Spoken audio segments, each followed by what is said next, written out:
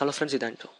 And இந்த வீடியோவில் actually வந்து எப்படி நம்ம அப்லோட் பண்ணுற ஃபைலோட இன்ஃபர்மேஷனை ஸ்டோர் பண்ணிவிட்டு அதை எப்படி டவுன்லோட் பண்ணி பார்க்குறது தான் அப்படின்றது தான் நம்ம எக்ஸ்பிளைன் பண்ணுறதா இருந்தது. பட் இந்த இடத்துல நம்ம வந்து எஸ்கியூஎல் இன்ஜெக்ஷனை பற்றி இப்போதைக்கு பார்க்க போகிறோம்.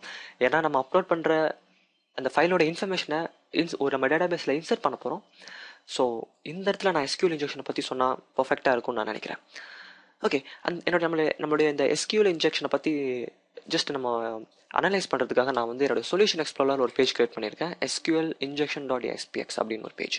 அண்ட் இந்த பேஜில் ஆல்ரெடி நான் வந்து ஒரு ஸ்ட்ரக்சரை டிசைன் பண்ணி வச்சுருக்கேன். அதாவது கிரிட் வியூவில் ரெக்கார்ட்ஸை பைண்ட் பண்ணுறேன். ஸோ எப்படி நான் இந்த கிரிட் வியூவில் ரெக்கார்ட்ஸை பைண்ட் பண்ணுறேன் அப்படின்றது உங்களுக்கு டவுட் இருந்ததுன்னா என்னுடைய I think 62 and 63 part 62 and 63 இந்த டுட்டோரியல்ஸ்லேருந்து பாருங்கள். உங்களுக்கு வந்து கிரிட் வியூவை எப்படி பைண்ட் பண்ணுறது அண்ட் எப்படி கிரிட் வியூவில் ஃபில்டர் பண்ணுறது அப்படின்றத வந்து நான் கிளியராக உங்களுக்கு எக்ஸ்பிளைன் பண்ணியிருப்பேன். அந்த எக்ஸாம்பிள்ஸில் நான் வந்து இந்த கோட்ஸ் தான் யூஸ் பண்ணியிருப்பேன். ஆக்சுவலி உண்மையாக சொல்லணும்னா இந்த மாதிரி டைப்பான கோட்ஸ் வந்து உண்மையிலேயே ரொம்ப பேட். ஏன்னா இப்போ நான் இங்கே எழுதியிருக்கேன் தெரியுமா, இந்த சிங்கிள் கோட்ஸ் அப்புறம் டபுள் கோட்ஸ் ப்ளஸ்ன்னு போட்டு டேரெக்டாகவே இங்கே டெக்ஸ்ட் அப்படின்னு சொல்லி நான் மென்ஷன் பண்ணியிருக்கேன்.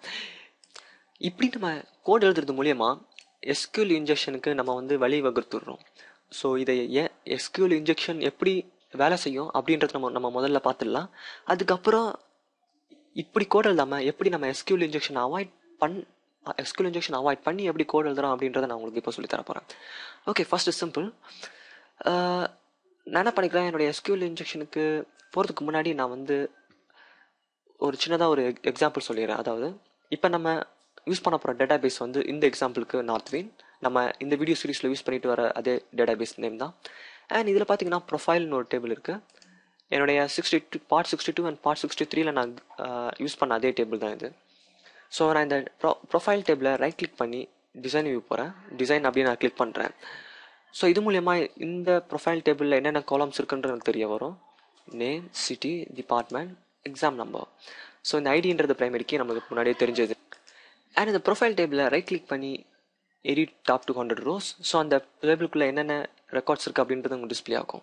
ஃபார் எக்ஸாம்பிள் இங்கே பாருங்களேன், எலக்ட்ரிக்கலில் ஆண்டோ சுஜேஷ் அப்படின்னு ஒரு ஆள் இருக்கார். அண்ட் எலக்ட்ரிக்கலில் ஆண்டோ அப்படின்னு ஒரு நேம் இருக்குது. இப்போ என்னுடைய இந்த பேஜை நான் என்னுடைய வியூ இன் ப்ரௌசரில் போனேன்னா இப்போ நான் செஞ்சு வச்சுருக்கேன் இல்லையா, அதில் நான் இங்கே எலக்ட்ரிக்கல்னு டைப் பண்ணிவிட்டு சர்ச் கொடுக்குறேன். இந்த டிபார்ட்மெண்ட் எலக்ட்ரிக்கல் அப்படின்றது மட்டும் டிஸ்பிளே ஆகும். ஸோ அதுதான் இந்த ப்ரொஃபைல் டேபிள். ஓகே, அதுக்கப்புறம் இன்னொரு டேபிள் இருக்குது, யூசர் நேம் அப்படின்னு ஒரு டேபிள். இந்த டேபிளை ரைட் கிளிக் பண்ணி டிசைன் வியூ போனீங்கன்னா நம்மளுக்கு 2 காலம்ஸ் இருக்குது. அதாவது user name and password. Probably நம்ம இது வந்து பிரைமரிக்கு நம்ம முன்னாடி எப்போதுமே ஒரு டேபிள் கிரியேட் பண்ணும்போது வழக்கமாக போடுறது தான். அண்ட் இந்த யூசர் நேம் டேபிளை ரைட் கிளிக் பண்ணி எடிட் டாப் டு 100 rows போனீங்கன்னா யூசர் நேம் அண்ட் பாஸ்வேர்ட்ஸ் இருக்கும். ஸோ இந்த எஸ்கியூஎல் இன்ஜெக்ஷன் இந்த வீடியோடைய அல்டிமேட் டார்கெட் என்னென்னா, இந்த நார்த்வின் டேட்டாபேஸ்க்குள்ளே என்னென்ன டேபிள் இருக்குது அப்படின்றத கண்டுபிடிக்க போகிறோம். அதாவது இந்த ஒரு பேஜை வச்சு நம்ம இப்போ கரெக்டாக யூஸ் பண்ணுற அந்த நார்த்வின் டேட்டாபேஸில் என்னென்ன டேபிள் இருக்குது அண்ட் இந்த டேபிளில் யூசர் நேம் அப்படின்னு ஒரு டேபிள் இருக்கு இல்லையா, இந்த டேபிள்குள்ளே என்னென்ன காலம்ஸ் இருக்குது, அந்த காலம்ஸ்குள்ளே என்னென்ன ரெக்கார்ட்ஸ் இருக்குது, அதாவது யூசர் நேம் அண்ட் பாஸ்வேர்ட்ஸ். இதை வந்து நம்ம ஸ்டோர் பண்ண போகிறோம். அதாவது ஒரு டேபிள்குள்ளே ஒரு டேட்டாபேஸ்க்குள்ளே இருக்க அந்த யூசர் நேம் அப்படின்ற டேபிளை கண்டுபிடிச்சி அந்த டேபிள்குள்ளே இருக்க யூசர் நேம் அண்ட் பாஸ்வேர்ட்ஸை நம்ம வந்து எடுக்க போகிறோம். ஸோ இதுதான் நம்மளுடைய ஃபஸ்ட்டு டார்கெட். ஸோ இது எப்படி நம்ம அச்சீவ் பண்ண முடியும் அப்படின்னா, இந்த மாதிரி நம்ம இந்த மாதிரி எஸ்கியூஎல் இன்ஜெக்ஷனுக்கு அலோவ் பண்ணி ஒரு கோட் எழுதுகிறோமோ, இந்த மாதிரி பேடாக ஒரு கோட் எழுதுகிறோமோ, அப்போது நம்ம இந்த மாதிரி எக்ஸ்டர்னல் யூசர்ஸ் வந்து நம்ம டேட்டாபேஸ்க்குள்ளே வந்து நம்ம யூசர் நேம்ஸ்லாம் ஸ்டோர் பண்ணுறதுக்கான ஆப்ஷன்ஸ் இருக்குது. ஸோ அது எப்படின்றத இப்போ பார்க்கலாம் டக்குன்னு.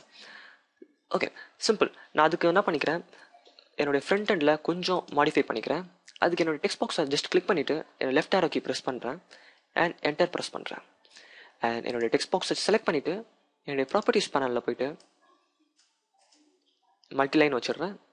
அண்ட் இதோடைய வித்தை கொஞ்சம் இன்க்ரீஸ் பண்ணிக்கிறேன். ஏன்னா நான் வந்து இந்த இடத்துல எஸ்கியூஎல் கமாண்ட் எழுத போகிறேன், கொஞ்சம் கிளியராக நமக்கு தெரியும். அப்போலாம் சேவ் இட்.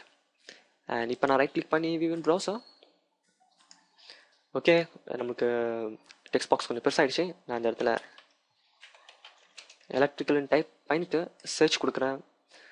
ஸோ எலக்ட்ரிக்கல் சம்மந்தப்பட்டது எல்லாமே இங்கே டிஸ்பிளே ஆகுது. ஓகே, ஸோ இந்த இடத்துல நம்ம இப்போ எஸ்கியூஎல் இன்ஜெக்ட் பண்ண போகிறோம். அதுக்கு முன்னாடி நான் 2 கோடை உங்களுக்கு காமிச்சிடுறேன். ஸோ அந்த 2 கோட் மூலியமாக தான் நம்ம இந்த SQL இன்ஜெக்ஷனை வந்து அச்சீவ் பண்ண போகிறோம். என்னென்னா இந்த 2 கோட்ஸ். ஸோ இந்த ஃபர்ஸ்ட் கோட் information_schema.table. ஸோ இதை நான் செலக்ட் பண்ணிவிட்டு எக்ஸிக்யூட் பண்ணோன்னா என்னுடைய டேட்டா பேஸில் என்னென்ன டேபிள்ஸ் இருக்கோ அது எல்லாத்தையும் இங்கே டிஸ்பிளே பண்ணும். உங்களுக்கே தெரியும் பாருங்களேன்.